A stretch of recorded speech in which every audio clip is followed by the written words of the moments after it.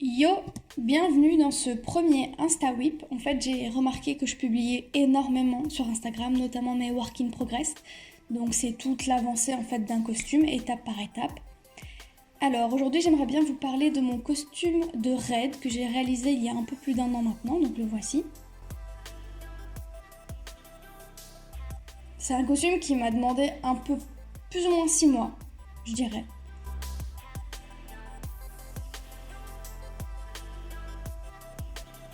Et donc je vais vous montrer tous mes whips avec mes commentaires à chaque fois parce que je pense que c'est ça qui est intéressant justement.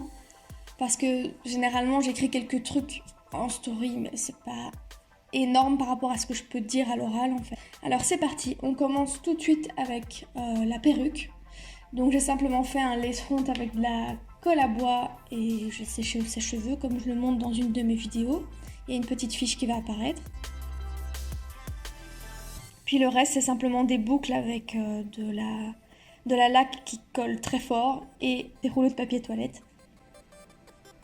Ensuite, c'est le col. Comme vous voyez, la base que j'ai utilisée pour coller les plumes est très fine. Si je devais le refaire, je ne le referais pas comme ça.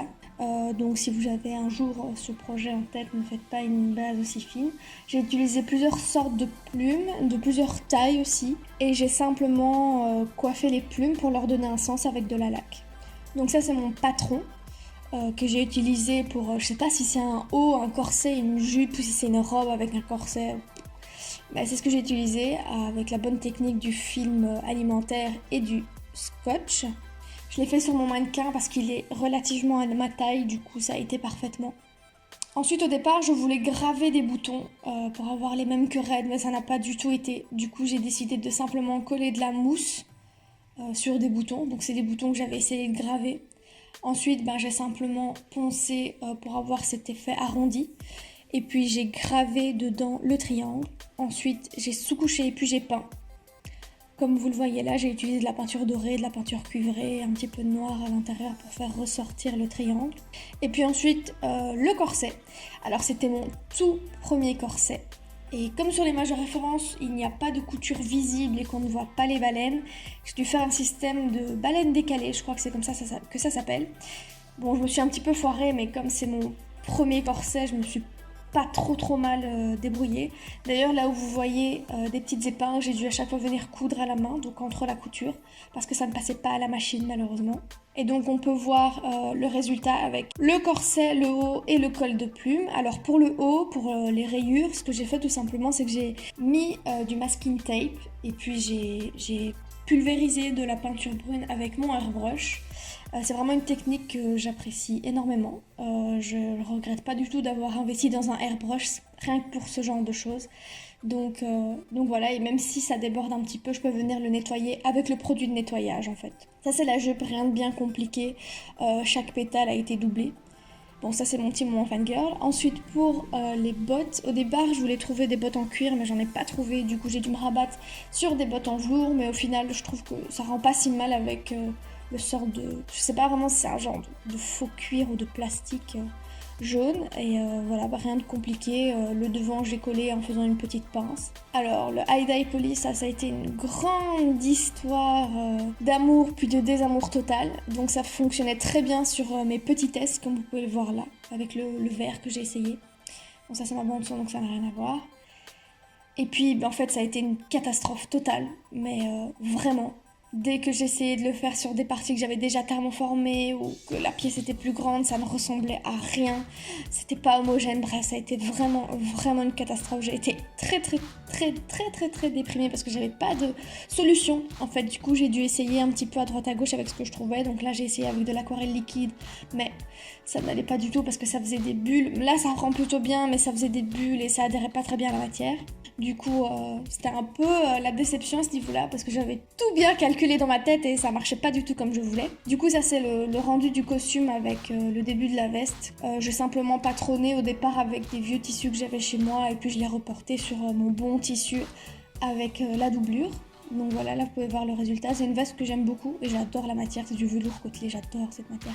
J'adore travailler tout ce qui est daim, suédine et velours. Moi j'ai pas énormément de projets pour ça, du coup j'ai été contente quand même de pouvoir faire cette veste. Et du coup, voilà, j'ai simplement cousu les boutons à la main. rien de bien compliqué. Ensuite, j'ai réalisé les logos.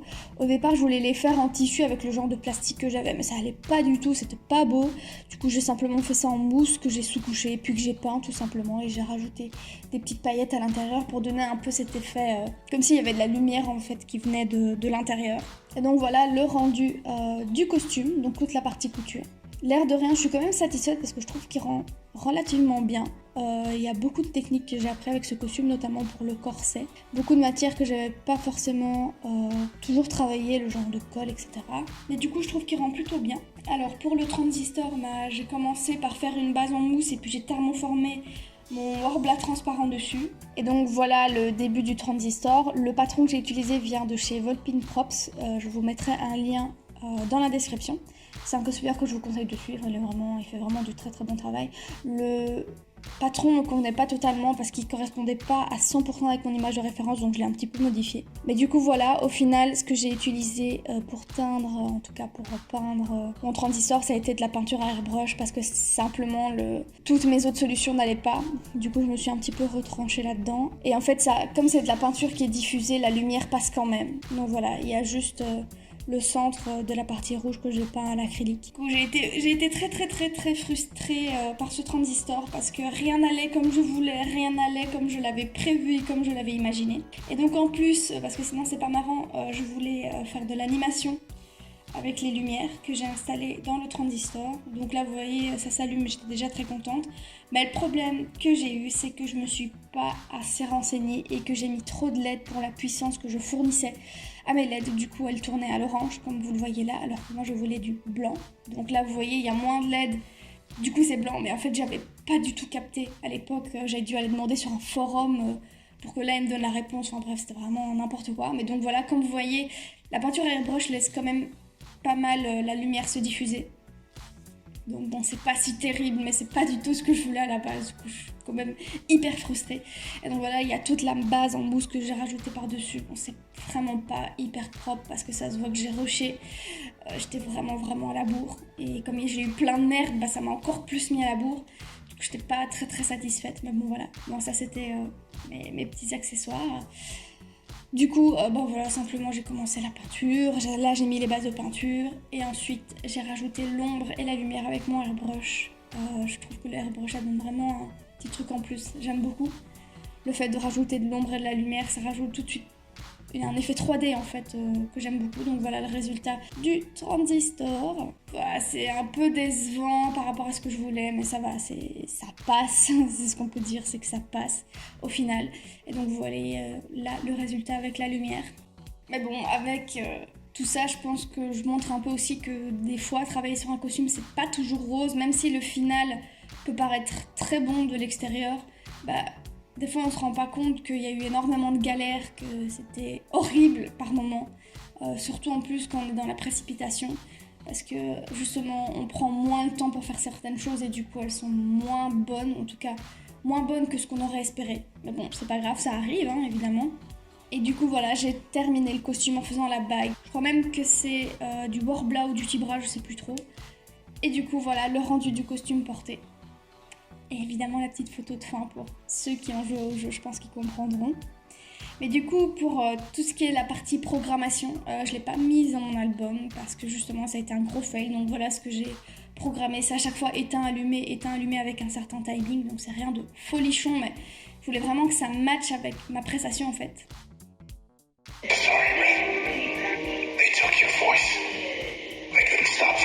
Donc voilà, c'est ce que vous venez d'entendre en fait. Bon, ça c'est une petite partie, hein. Ma prestation faisait 1 minute 30. Mais du coup, tout matchait super bien. Et puis, comme il n'y avait pas assez de puissance, ça tournait à l'orange. Du coup, au final, en fait, j'ai même pas pu profiter de cette programmation en fait que j'ai faite parce que au bout de 5 secondes, en fait, ça tournait à l'orange. Du coup, pendant ma prestation, je vous mettrai un lien dans la description. En fait, j'ai dû faire moi-même allumer, éteindre, avec l'interrupteur et du coup, j'ai été très très très déçue parce que je me suis trop cassé la tête pour ce premier circuit pour pas grand-chose au final et ça a été un peu une déception. Mais bon, c'est pas très grave, je pense que j'ai quand même beaucoup appris avec ce costume et j'espère sincèrement pouvoir retravailler de la lumière et de la programmation prochainement. Mais du coup voilà, je vous invite à me suivre sur Instagram parce que je poste énormément de work in progress. Donc là il y a mes 2 prochains costumes, Catwoman et Ayane, et normalement il y a Gohan qui devrait suivre aussi. J'espère que cette vidéo aura été intéressante. Je sais pas trop si c'est intéressant ou pas ce genre de format, ou si mes commentaires sont pertinents par rapport aux stories que vous pouvez déjà voir et vous revoir en fait tout le temps sur mon Instagram. Du coup n'hésitez pas à me dire dans les commentaires si vous en voulez plus ou pas, ou si c'était pas hyper intéressant, ou si le format téléphone est gênant ou pas. Voilà, c'est tout pour moi, donc je vous dis à la prochaine. Salut!